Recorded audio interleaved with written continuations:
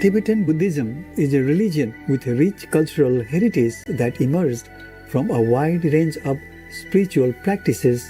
These include the complete scope of the Buddha's teachings from the Hinayana, Mahayana, and Vajrayana traditions.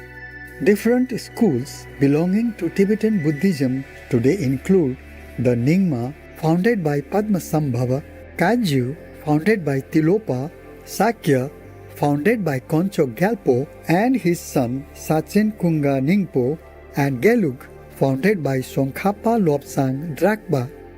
The teachings of Tibetan Buddhism focus on mindfulness of death and the ephemeral nature of life, leading to diligence in meditation and spiritual practice.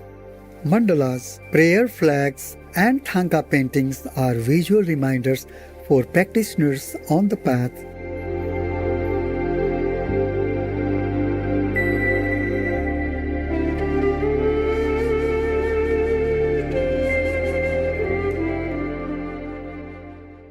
Vegetarianism in Tibetan Buddhism is not new.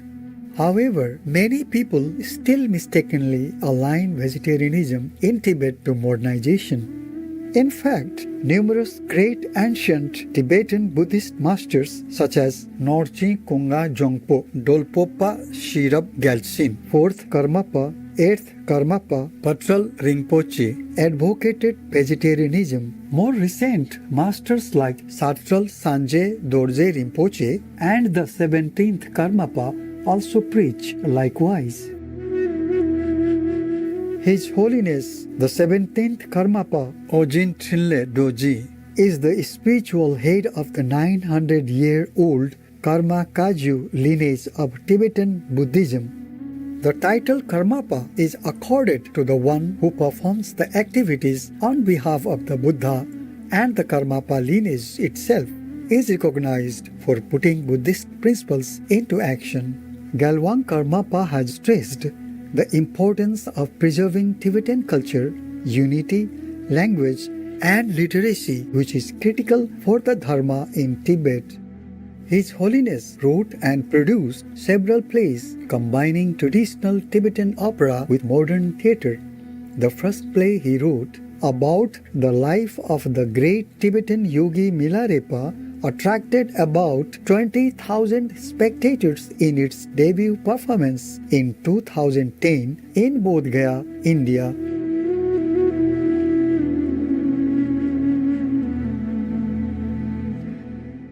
Despite having been brought up as a meat eater in a nomadic family in Tibet, His Holiness subsequently abandoned meat and firmly encouraged others to stop buying, making, and eating meat. The 17th Karmapa believes strongly in compassion, loving kindness, women's rights, vegetarianism, and caring for Mother Earth as universal values.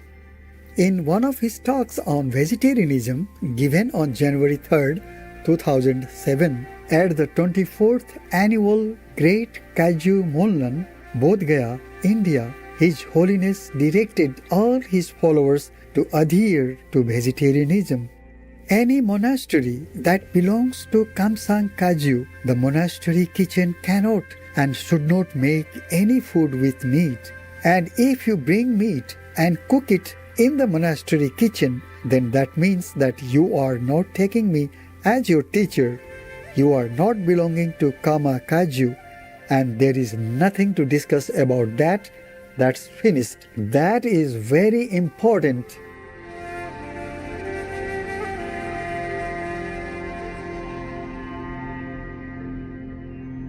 We will continue to share with you excerpts from His Holiness' speeches on vegetarianism and previous Karmapas who were strict vegetarians.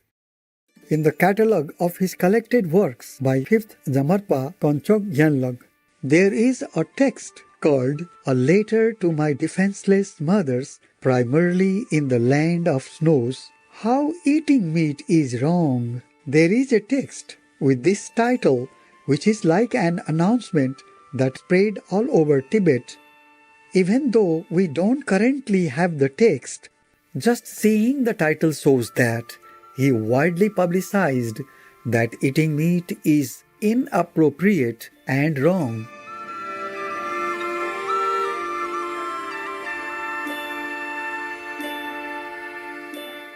The eighth Karmapa did not travel to regions where they offered mainly meat. Also, as further citation and support, there is the commentary on good deeds by 8th Karmapa's student Sanjay Paldrup that says, no matter what region he traveled to, he skillfully prevented people from eating meat. In Kampo, because of the region, he was unable to prevent people from eating meat.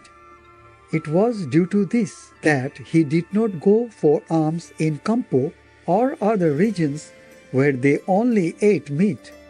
This basically says the 8th Karmapa skillfully, not forcefully, tried to stop people eating meat. But in Kampo, northern regions like Janthang, where there was very little to eat other than meat, he would not go to those regions. People said that's why he didn't go there.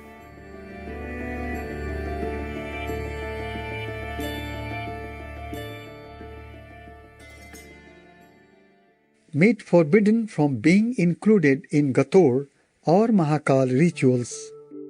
Not only that, we see this in the text the 8th Karmapa wrote himself in his great commentary on the Vinaya.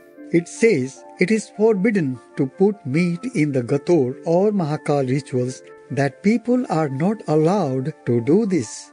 That if they did that, you are not taking me as your teacher, and I do not think of you as my students, and you should think about that. He said this very forcefully and insistently. Basically, the 8th Karmapa was saying you had to do this and follow that.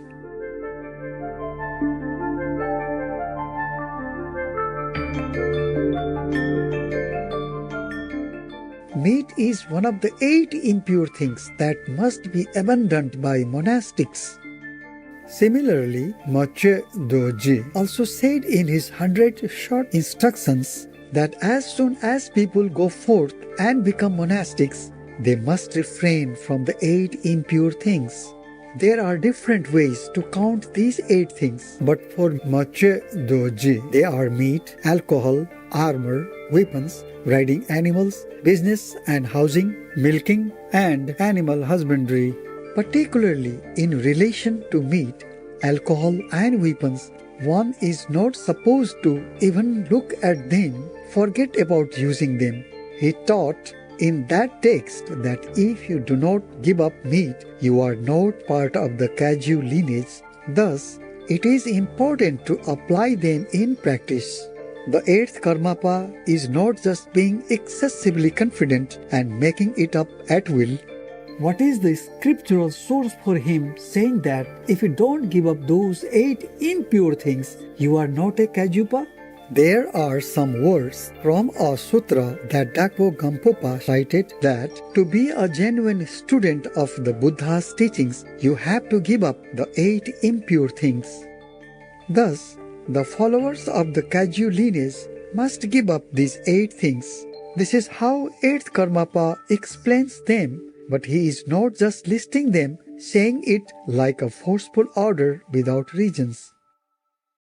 Generally, regarding those who ordained, if you ask if meat is allowed for the monks or not, some people say that it is not allowed because if there are people who are eating meat, then there will be people who will kill those animals, and if there is no one eating meat, then there would be no one to make the meat. So therefore, eating meat is very much related to killing, and therefore the negative deed of killing is very much caused by eating meat. There was once a person in China who used to butcher pigs. Each day he used to kill a pig and he used to make his sword red. Sometimes he thought, why should I do this? Each day I am killing a pig, and he thought, it's not because I want to kill the pig, but because other people want to eat it. and need the pig, and therefore that's why I am doing it. And so he was consoling himself that it's not too bad. There was a monastery nearby, and in the monastery there was a big bell. And every morning when the bell rang, he got up and went to kill the pig. One morning he overslept and woke up late, and when he went late to kill his pig, the pig that he was supposed to kill already had 10 piglets. Then, because that morning there was no bell rung, he went to the temple and he asked the head monk why it was that this morning there was no bell. And the head monk told him that he had a dream last night, and in the dream he met 10 beings, and they came and asked the monk, "Please save 10 of us." And then the monk asked, "How do I save you, piglets?" And the piglets said, "The only thing you need to do is not to ring the bell this morning, and then you will save all of us." And then the monk said to the butcher, "Therefore I didn't ring the bell." When the butcher heard this, he was very moved, and he stopped killing any pigs from that time onward. Buddha said that the bodhisattvas should not eat any meat. Therefore, it has been prohibited to eat meat in the bodhisattva's way of life. We have to see every being as our own son or our own child, and therefore, when we eat meat, it is like just for our food, we are giving up the sentient beings who are supposed to be dear to us like our own child. So therefore, this way of using the meat for our food is a little bit like not only something that is prohibited or looked down upon from the bodhisattva's point of view, but is also something that is regarded as not good from the Sarvakayana point of view. 不过现在西藏和尚很多师叔了，在印度也好几个团体改师叔了，跟着达赖喇嘛了，对呀，达赖喇嘛已经师叔了，大家都应该一起师叔，全西藏要师叔的，别谈了，别问了，别什么犹豫了都是和尚都要全部跟着达赖喇嘛师叔，然后人民的那个新佛教全部都跟着和尚一起师叔是对了，是吗？是，这样才说虔诚的徒弟，是吗？怎么师父师叔，然后徒弟不师叔是怎么样嘛？是达赖喇嘛是最大的那个西藏的名师嘛，有没有佛在世的，如果他师叔的话，他的所有底下的和尚应该全部通通师叔，不用再谈了，是吗？然后他们底下的和尚，意思说部下的和尚了小一点位置的和尚全部师叔的的话，那他们徒弟们应该也跟着一起师叔才对了，还要谈什么嘛？是不是？是一天到晚拜达赖喇嘛，然后他师叔你就是肉，是拜什么？是吗？不合道理。大宝法王30年以前就非常坚决的说，他的弟子必须吃素，不吃素就不是他弟子。对了，佛也是这样讲你是肉就不是我徒弟就对了，佛以前有这样说。太好了太好了。Kind-hearted viewers, thank you for joining us for today's program on Words of Wisdom.